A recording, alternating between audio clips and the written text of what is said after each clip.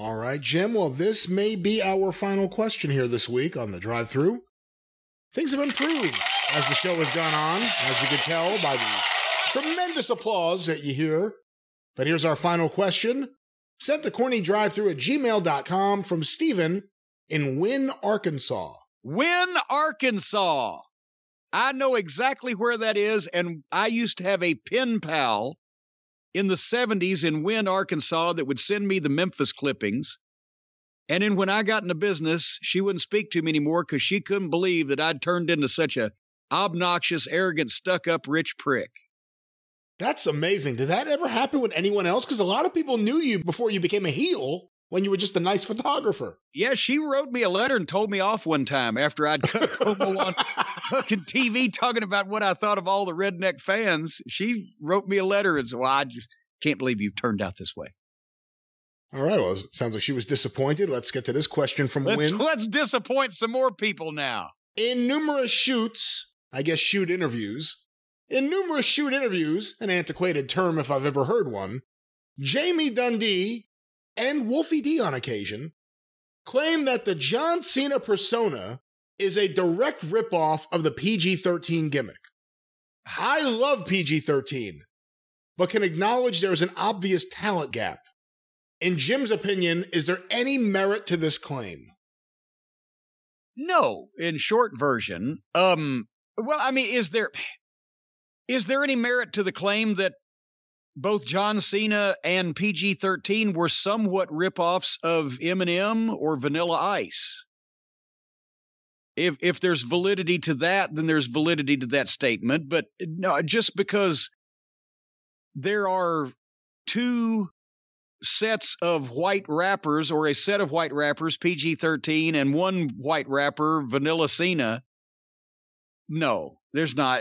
Jamie, I mean, I don't know what happened to Jamie, but if you believe anything Jamie says, please, come on. I mean, everybody's seen the videos. Wolfie had a better head on his shoulders, but Wolfie also could either hear Jamie saying something constantly and maybe pick up on it, or because, let's face it, there was talk about talent disparity, there was an income disparity between what Wolfie was able to do in his career and what Cena did in his. Would that cause consternation as far as, well, we kind of did something almost kind of like what some of the things that he does is? Do you think John Cena ever saw PG-13? I mean, other than when they were with the Nation of Domination as an actual like heel tag team, really doing the white rapper gimmick, even more than just being the Nation, being in the entourage, really, the Nation of Domination. Would he have ever seen them in USWA? Well, I mean, if he watched the TVs, and I mean, John liked wrestling. I don't know that he sat and watched every single bit of the last 4 or 5 years of Memphis wrestling, or 3 or 4 years or whatever. He could have seen him, but no, it's John's personality, I guess. Well, I guess they got a lot of white people in Massachusetts because they're all Irish and Catholic, right? I've heard, yeah. So, of course, a lot of the rappers are going to be white. And he's like that. What's the guy's name that's got the burger place? The Wahlburgers. Wahlberg, that old Marky Mark, and Donnie, and the rest of them Wahlburgers fellows. Wahlbergs? They like, well, it's a TV show. Have you seen it? Wahlburgers. I haven't seen it, no. It's been on for years. Well, it's not. I don't even know if they do new ones anymore, but it was on one of the cable networks. It was a reality show based on the burger chain started by the non-famous brother of Donnie and Mark Wahlberg, who I guess his name I can't remember, is Mooch Wahlberg. I can't remember what his fucking name is. But so it's Wahlburgers. Point is, they all like to do the rap, the freestyle, like the kids call it up there. And John was doing that anyway, just to be, entertain people in the locker room or whatever. And that's when Stephanie saw it. He didn't have a white rapper gimmick or a PG-13 gimmick or any other kind of gimmick like that until Stephanie heard him doing his freestyle shit on a plane or somewhere to entertain the boys and had that idea. And I don't think she was thinking about PG-13. Because remember, otherwise, John Cena was the prototype, and I thought he was a tremendous fucking heel and what a technician and what a great heel promo. And then suddenly I hear they made him a white rapper. I'm like, well, that figures. But as far as PG-13 involvement, no. I got to see PG-13 live a bunch of times in '95 at Fan Week, including on Smoky Mountain shows, not just USWA shows. And they were great. Do you think if you had not decided to shut down Smoky Mountain at the end of '95, do you think for that next year until '96 when they ended up going up there, do you think you would have used them a lot more? Probably. They were a great tag team.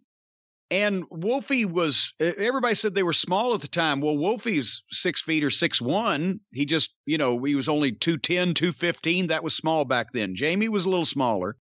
But they understood how to be a heel team. They got over so well in Memphis at that they became baby faces. But the people liked the gimmick. They could fight and bleed, or they could do spots. They could do old Southern style wrestling. And the promos got pretty good also. But at the same time, it wasn't a gimmick that would have worked in Charlotte or in the AWA or a bigger territory. And the way that they got in with the Nation of Domination was just because they were better rappers and had more charisma and oomph to them as personalities than anybody in the nation did at that point, plus more experience, pretty much. So they stuck him in that spot for a little while. But, I mean, sooner or later, anything that Jamie was involved in, he was going to get enough heat with the boys or the office or a variety of the two. And he was going to say the wrong thing, and that's eventually what happened, and there you go. Remember, I had to fire him one time. He didn't even work for me. Well, you were asked to fire him. Well, but I still had to. It was in Power Pro Wrestling in 1999. We go down there, and there's Randy Hales. We come in Channel 5, and he's wringing his hands, and he's pacing around. He said, God, he had fired PG-13 like a year beforehand for some shit.